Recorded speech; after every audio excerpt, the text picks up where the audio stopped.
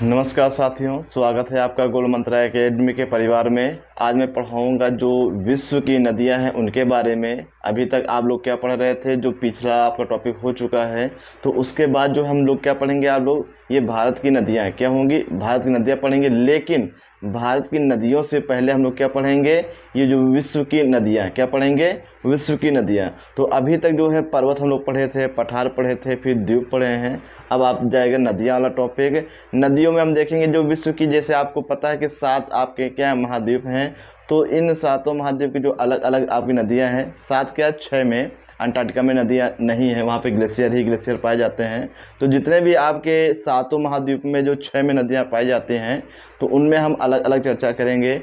आज हम एशिया और ऑस्ट्रेलिया की चर्चा करें। क्यों? क्योंकि एशिया में तो बहुत सारी नदियां हैं, तो उसमें क्या मुख्य मुख्य हमने लिख दिया है। लेकिन जो आपके क्या ऑस्ट्रेलिया है, तो ऑस्ट्रेलिया में जो है आपकी केवल एक ही नदी है, तो वो आपकी मरे डार्लिंग है, उसकी भी चर्चा हम लोग करेंगे। तो चलिए हम स्टार्ट करते हैं। विश्व की जो प्रमुख नदियां हैं उनके बारे में बात करेंगे। तो यहाँ पे पहला लिखा है यांगसी नदी। इसे यांगटीसी क्यांग भी कहते हैं। क्या कहते हैं? यांगटीसी क्यांग कहते हैं। और यह एशिया की सबसे लंबी नदी है। क्वेश्चन आएगा, एशिया की सबसे लंबी नदी कौन सी है? यांगटीसी क्यांग। कौन सी होगी? यांगटीसी क्यांग। ये चीन में बहती है। कहाँ पे? चीन में बहती है। और इसके जो क्या कहते हैं, इसके आसपास के एरिया में पीली मिट्टी पीली मिट्टी इसमें पाई जाती है आपकी। हाँ, इसका उद्गम कहाँ होता है?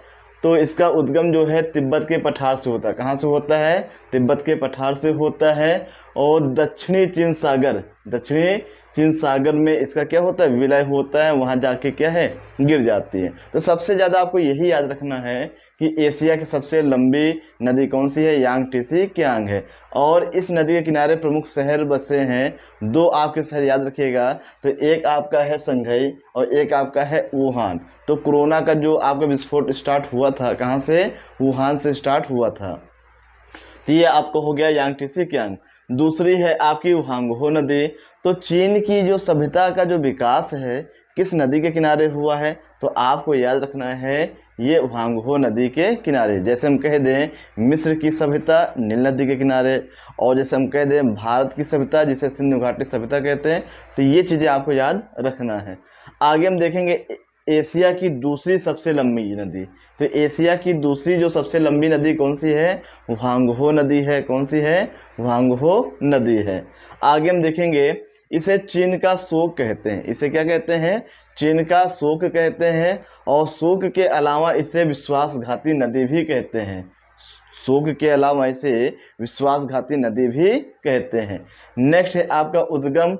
तो इसका उद्गम जो है कुनलुन पर्वत से हुआ है। कहाँ से हुआ है? कुनलुन पर्वत से हुआ है। और इसे पीली नदी भी कहते हैं। क्वेश्चन आएगा कि एशिया की ऐसी कौन सी नदी है जिसे पीली नदी के नाम से जाना जाता है? तो ये आपका है हुआंगहो नदी। ये कहाँ पे बहती है? चीन में बहती है। इसके बाद हम देखेंगे मेकांग नदी। कौन सी नदी है? मेकांग नदी। अब मेकांग नदी तिब्बत के पठार से निकलती है और दक्षिणी चीन सागर में गिर जाती है। तो तिब्बत के पठार से निकलती है और दक्षिणी चीन सागर में गिर जाती है। ये आपकी कौन सी नदी है? मेकांग नदी। अब यहाँ से क्वेश्चन ये पूछा जाता है कि आपको पता है कि तिब्बत के पठार से निकली है, तो तिब्बत में चीन का अधिकार है, तो हम कह सकते हैं तो चीन में तो बहती है। ये पूछा जाता है कि निम्न में से किस देश से मेकांग नदी नहीं जाती है? तो आपको याद रखना है चीन के अलावा मेकांग नदी म्यांमार में जाती है, थाईलैंड में भी बहती है, कंबोडिया में भी बहती है, वियतनाम में भी बहती है और लाओस में भी बहती है। तो चीन के अलावा इन 5 देशों में क्या है? मेकांग नदी बहती है। फिर से सुनिए, म्यांमार है, थाईलैंड है, कंबोडिया है, वियतनाम है और लाओस। कंबोडिया में ही विश्व का सबसे बड़ा मंदिर कौन सा है?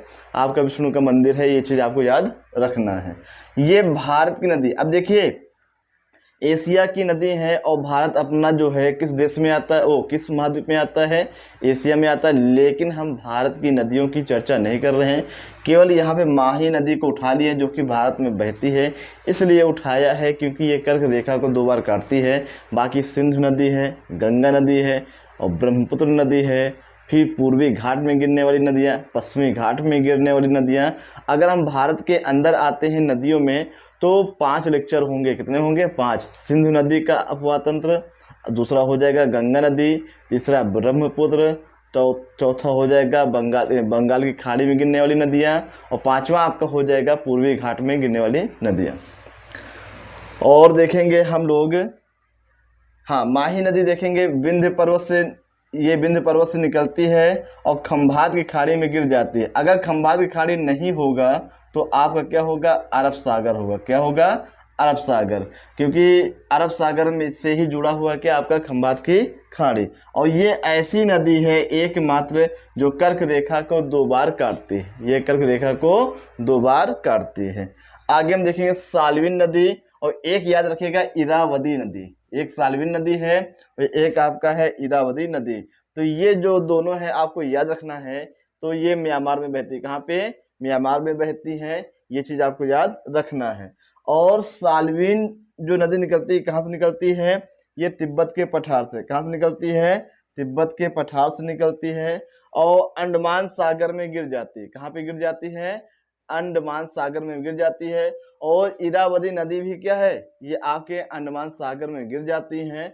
लेकिन अंडमान सागर तो है, लेकिन जहाँ पे अंडमान सागर है वहाँ का स्थान 3 ओर से स्थल से घिरा हुआ है। तो वहाँ पे इसी के तहत आता है एक स्थान, मर्तबान खाड़ी। कौन सा है? मर्तबान खाड़ी। तो अगर पेपर में आए कि साल्विन नदी या इरावदी नदी ये कहाँ पे गिरती है, तो आपका आंसर अंडमान सागर भी होगा और मर्तमान खाड़ी भी होगा।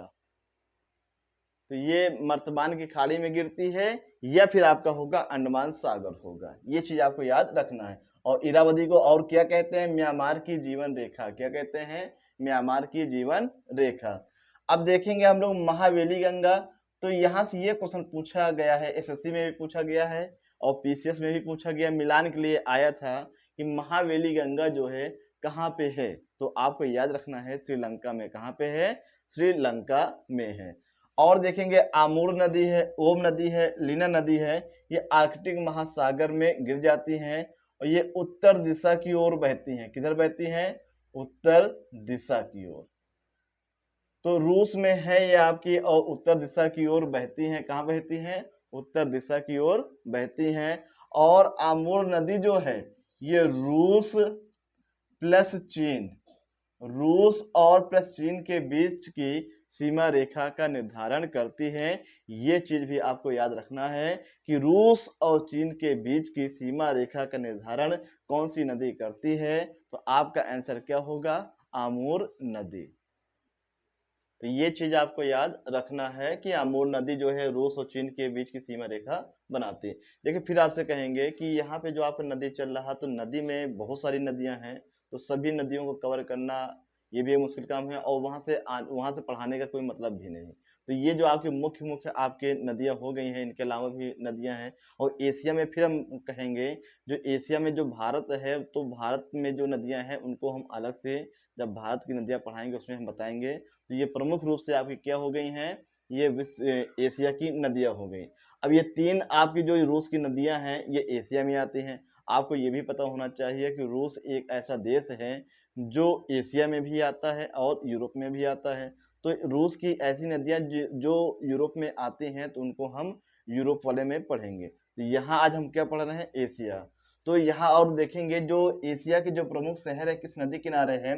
संघाई शहर और वुहान शहर, ये दोनों चीन के हैं। ये यांग टीसी क्यांग नदी के किनारे हैं।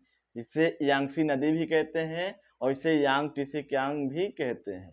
दूसरा है बगदाद, ये आपका इराक में है। तो आपको याद रखना है ये आपका इराक में है। और ये किस नदी किनारे है? टिग्रिस नदी के किनारे। किस नदी किनारे है? टिग्रिस नदी के किनारे है। काठमांडू आपका नेपाल में है। ये बागमती नदी के किनारे है। किस नदी किनारे है? बागमती नदी के किनारे है। और 2 शहर आपके सामने लिखे हैं, लाहौर और कराची, ये पाकिस्तान के शहर हैं। ये दोनों किस नदी किनारे हैं? रावी नदी के किनारे हैं। चटगांव आपका बांग्लादेश में है और ये मैत्राणी नदी के किनारे है। कहाँ पे है? मैत्राणी नदी के किनारे है। तो ये एशिया की तो ये एशिया के क्या है प्रमुख शहर हो गए हैं और उनके जो किस नदी के किनारे बसे हैं, ये आपका टॉपिक समाप्त होता है। और भूगोल जब आपका ये समाप्त हो जाएगा तो लास्ट में जब हम विविध में पढ़ाएंगे भूगोल में, तो एक तरफ देश के नाम, प्रमुख देश, उनकी राजधानियाँ और उनकी जो राजधानियाँ हैं किस नदी के किनारे हैं, तो उसको भी हम क्या है एक एक जो है महाद्वीप लेके चलेंगे, तो उससे भी आपका क्लियर हो जाएगा। और फिर आगे आने वाले समय में तो इसको जो जो हम पढ़ाएंगे मैप के थ्रू, क्या पढ़ाएंगे, भूगोल पूरा खत्म हो जाएगा तो इसको जो है स्पेशल लेक्चर में जो है भूगोल जो पूरा वर्ल्ड का मैप बनाएंगे, उस मैप के तहत जो है इसको आपको समझाएंगे ताकि आपको लिखा हुआ रहेगा, फिर आप मैप से पढ़ेंगे तो क्या है दोनों चीज़ें आपको क्लियर हो जाएंगी। अब देखिए इसके बाद हम देखेंगे कि हम ऑस्ट्रेलिया की बात करते हैं। क्या करते हैं, ऑस्ट्रेलिया। तो ऑस्ट्रेलिया भी जान लीजिए क्योंकि ऑस्ट्रेलिया में मुख्य रूप से आपकी एक ही नदी है।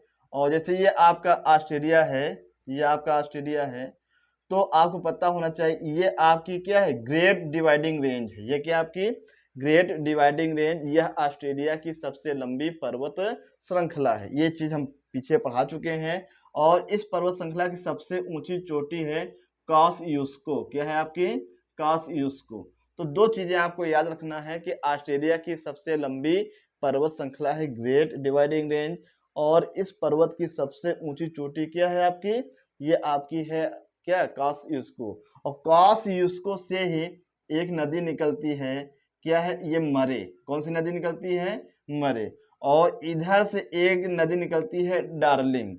तो ये मरे नदी हो गई है और इधर आपकी हो गई है डार्लिंग नदी।